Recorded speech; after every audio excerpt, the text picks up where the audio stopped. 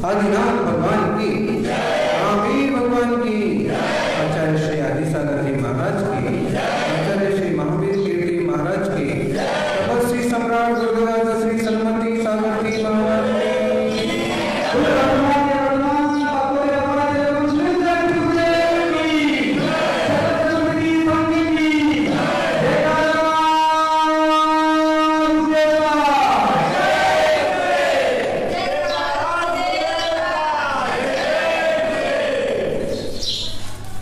एक दिन बिक जाएगा माटी के मोह, घर में रह जाएंगे प्यारे। पूरा सुना आपने अभी गीत, और शिक्षा है इसमें कि इंसान को इस ढंग से जीना चाहिए। दूजों के ओठों को देकर अपना गीत, कोई कहानी लिख फिर दुनिया से डोल, एक दिन बिक जाएगा। आप अगर किसी को खुशी दे सकते हैं, किसी को शांति में निमित्त बन सकते हैं, किसी के लिए सहयोग कर सकते हैं तो जरूर करना चाहिए। दुनिया में जो कुछ बना है वो सब हमारे लिए नहीं है, उसका बंटवारा और लोगों को भी होना चाहिए। और हमारे पास यदि कुछ है तो वो भी हमारे लिए सारा नहीं, किसी और के लिए आना चाहिए। और दिगंबर मुनि तो जिनके पास कुछ नहीं है, वो भी प्रवचन उपदेश आदि से लोगों को संतोष और शांति बांटते हैं। अपनी चर्या क्रिया साधना से एक तरह की आनंद की लहर पैदा करते हैं। कोरोना के इस काल में बड़ा मुश्किल हो गया कि कब किसका कोरोना हो और कब किसका रोना हो।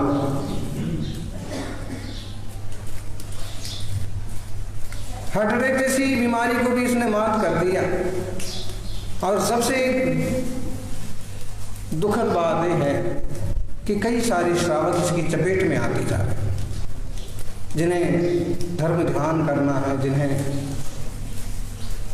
जिनकी रुचि है जिन धर्म की, किसी निमित्त से किसी योग से वो भी जकड़ में आ जाते हैं। ऐसे में सावधानी के अलावा कोई रास्ता नहीं है। आज अपन कुछ दोहों की पैरोडी टाइप से और एक थोड़े मनोरंजक लहजे में कोरोना की स्थितियों को समझें और इससे बचने की कोशिश करें। जैसे रहीम दास कहते हैं, रहीमन वैक्सीन ढूंढिए, बिन वैक्सीन सब सुन, वैक्सीन बिना ही बीत गए अप्रैल मई जून।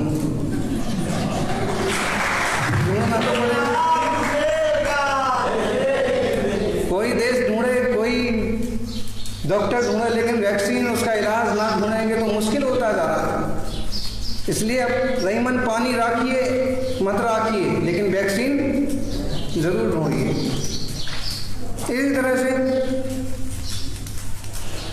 रहीमन वैक्सीन ढूंढिए, बिन वैक्सीन सब सोन, वैक्सीन बिना ही बीत गए अप्रैल मई जून।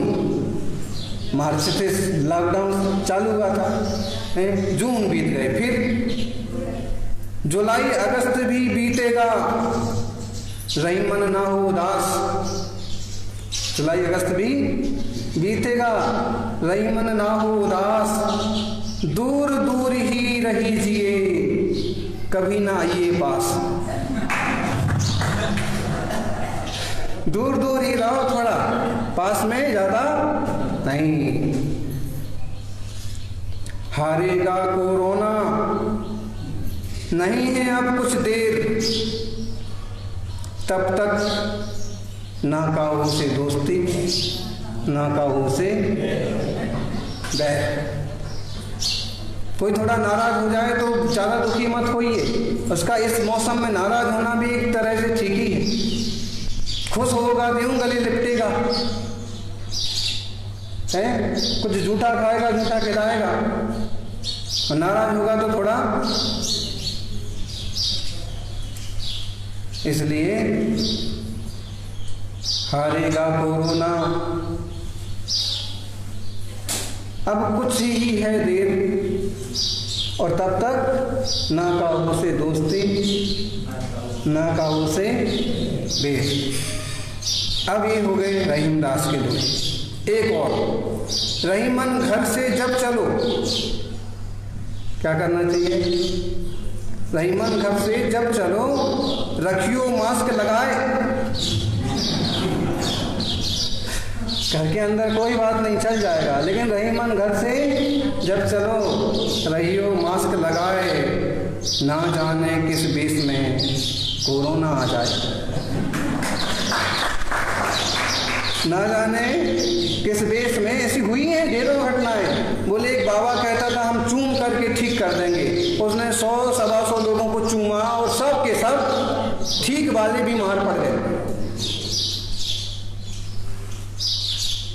हमारी दवा खाओगे तो स्वस्थ हो जाओगे, हमारा ताबीज पहनोगे, पहले स्वस्थ थे, ताबीज लेने गए तो और बीमार पड़ गए। इसलिए ना जाने किस देश में कोरोना मिल जाए। ना वो है ना, दुआई है इसका, तो ना जाने किस देश में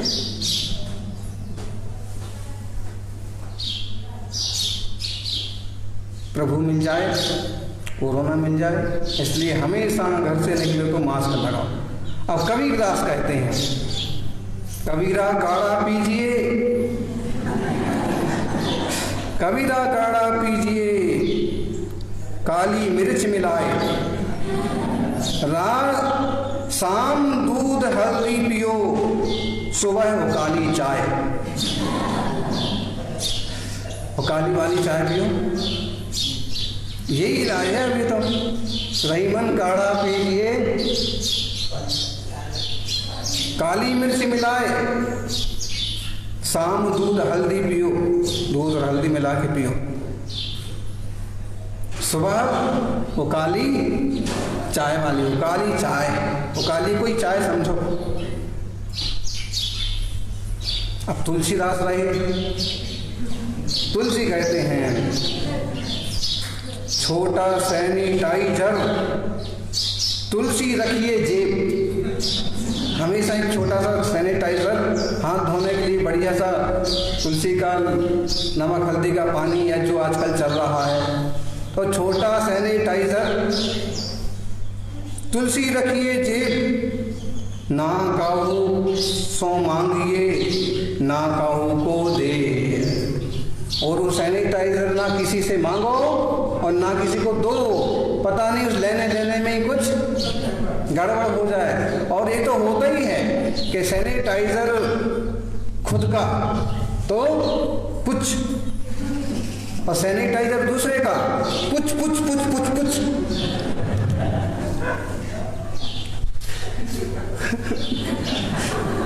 शैम्पू तेल दूसरा अपना खुद का तो कुछ,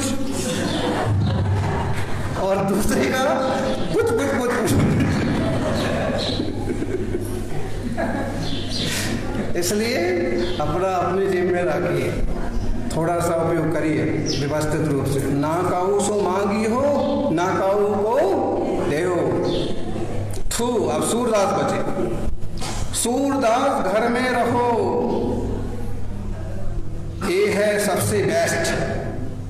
क्या? सूरदास घर में रहो। सूरदास को वैसे ही दिखता नहीं है, बाहर जाके करेंगे क्या? और इस कोरोना के काल में तो बड़े से बड़ा आदमी भी अंधा बन गया।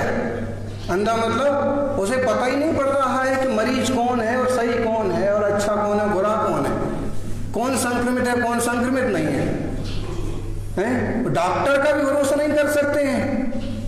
यहाँ आए थे अभी आज सवेरे प्रतापगढ़ के CMHO, माने राजस्थान का मुख्यमंत्री जो है वो सिर्फ CM कहलाता है, और प्रतापगढ़ का डॉक्टरों का मुखिया क्या कहलाता है? CMHO। जय हो। डिलीजन।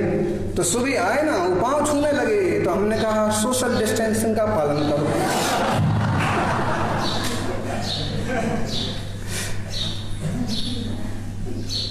और फिर हमने ये कहा कि अभी मौका मिलता है ना कभी आपको, आप तो इसी में ही सब उलझे हुए हैं, विश्राम का भी समय नहीं मिलता होगा। तो बोले समय तो मिल जाता है थोड़ा सा, और आपकी कृपा से पूरे राजस्थान में सबसे ज़्यादा सुखी प्रतापगढ़ ही है।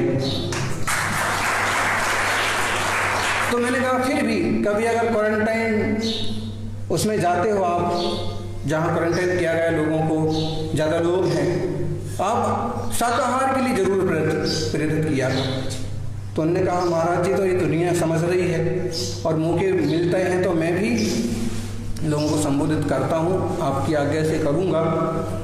तो ये बात है कि पहचान में नहीं आ रहा है, अभी समझ लो कल के कार्यक्रम में ना ना ना ना ना ना करते, ना ना करते, ना ना करते 1000 लोग हो गए होंगे। अब बताइए, अब उसमें 1-2 अगर कोरोना वाले आ गए होंगे तो आपको पता है? आपको तो यूं भी पता नहीं होगा, यूं चश्मा लगा रखा है, टोटल पैक कर रखा है। तो सही है आपका सिस्टम, सबको सीखना चाहिए इनसे और उनसे, पूरा हनुमान जी की तरह।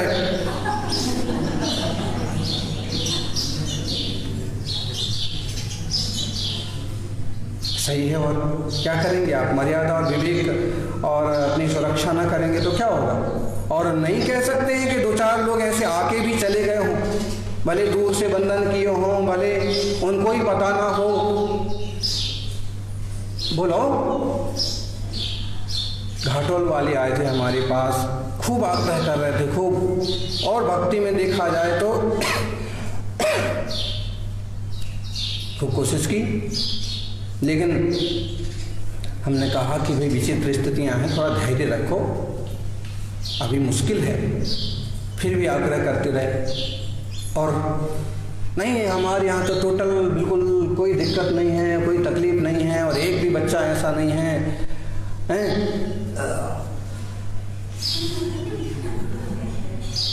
किसी को सर्दी बुखार भी नहीं हमारे समाज में, तो आप तो पधारो। तो मैंने कहा कि स्थितियां ऐसी हैं कि कब, ये तो ये समझ लीजिए कि विस्फोट टाइप का, अभी अब तो ये शब्द भी आने लगा है। बोले जोधपुर में कोरोना विस्फोट, दलोट में कोरोना विस्फोट, जेल में कोरोना विस्फोट, और जेल के जो थे ना चोर बदमाश, वो जज के पास गए, जज को कोरोना विस्फोट, वकील भी बीमार, पुलिस वाले जो पकड़ने गए वो भी बीमार, ऐसा हुआ था यहाँ। इसलिए अंदाज नहीं पड़ रहा है, स्वयं की सुरक्षा स्वयं करें, स्वयं विवेक रखें। जिन वाणी में जो कहा है कि मुंह ज़्यादा खोलो नहीं, सांस शांति से लो, पूजा अभिषेक के समय वस्त्र ढकने की परंपरा रही है, या मुँह हाथ लगा करके बात करने की परंपरा रही, पूरे हाथ धोना, जूते बाहर खोलना, एकदम शुद्ध कपड़े पहन के भोजन करना, सारी चीज़ें, दूर दूर बैठना, सबके बिस्तर सबके वस्त्र अलग अलग होना, सारी चीज़ें रखना चाहिए। तो सूरदास घर में रहो, है सबसे बेस्ट। ज्वर जुकाम सर्दी लगे तुरंत कराओ टेस्ट। अगर बुखार मालूम पड़ता है, या सर्दी लग रही है, या पानी बह रहा है, या खांसी आ रही है, तो तुरंत टेस्ट कराओ। Test is best.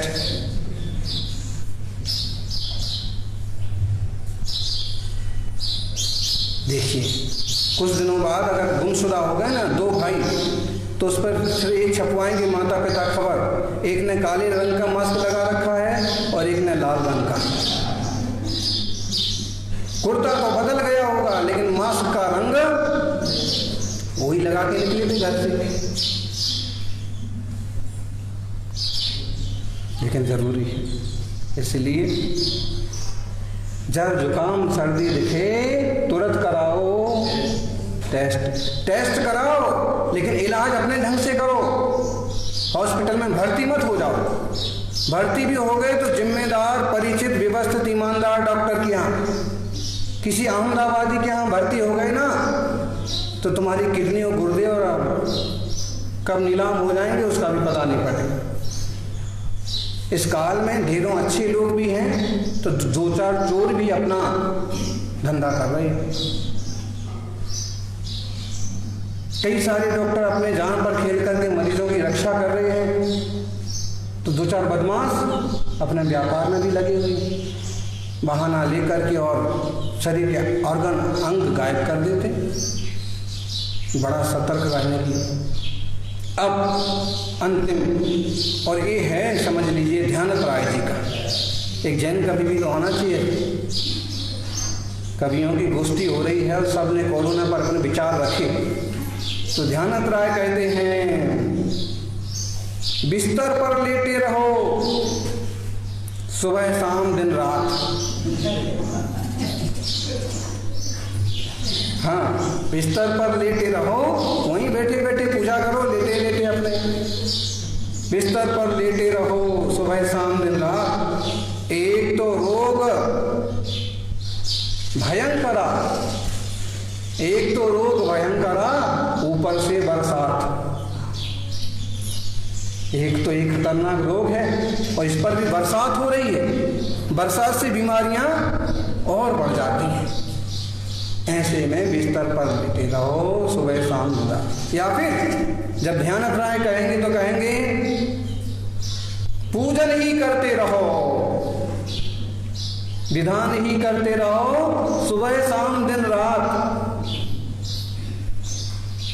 तो पूजा लिखी ढेर सारी, पूजन ही करते रहो सुबह शाम दिन रात, विधान ही करते रहो चुल्लक जी के साथ।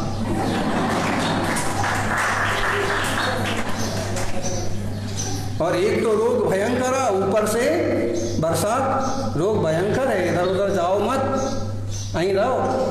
और फिर बरसात और हो रही है तो बरसात में तो जरा सा बुखार भी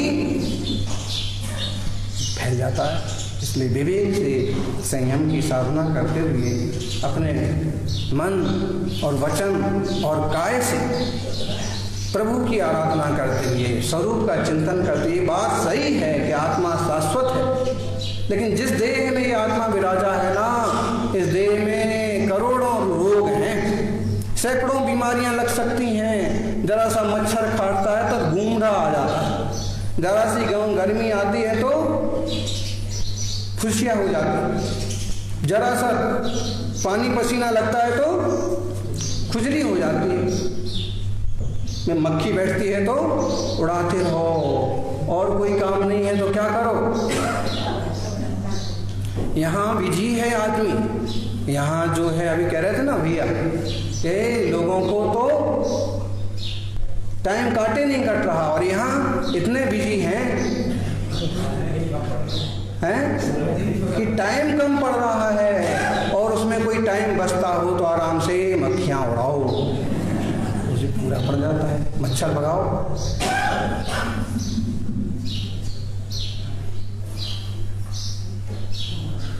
जो भी है, आज तो ऐसा युग भी बन गया कि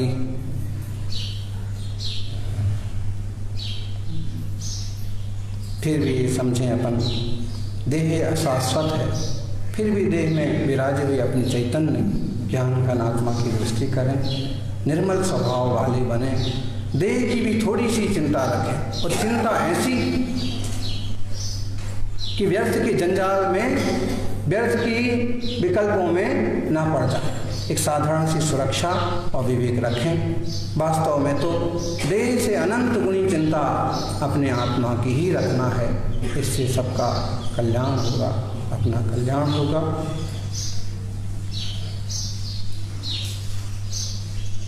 परम वीतरागी वृत्ति के धारी मुनि राजों की प्रवृत्ति तो संसारी जनों से विपरीत होती है।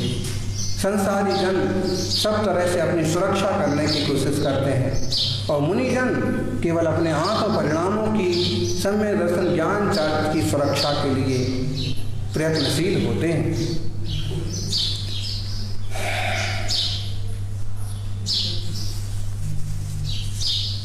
देह से भी विरक्त मुनियों की चर्चा पुरुषार्थ सिद्धि उपाय के एक श्लोक में बड़ी गंभीरता से की गई।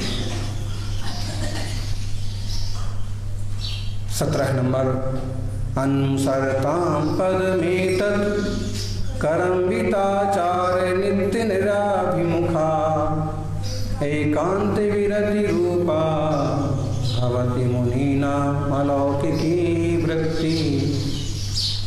मुनिराजों की प्रवृत्ति तो कैसी होती है, बोलो ज्ञानी। अनुसरताम पदमेतत्, परम दिगंबर वीतराग पद का अनुसरण करते हुए, प्रभु सिद्धों के मार्ग का अनुसरण करते हुए, उनकी प्रवृत्ति करम्बिताचार रहिता, मिक्स आचरण से रहित होती है, खोटे आचरण से रहित होती है, साफ सुथरी सीधी सादी 5 महाव्रतों वाली, और एकांत विरक्ति रूप होती है, विरक्त भावपूर्ण होती है।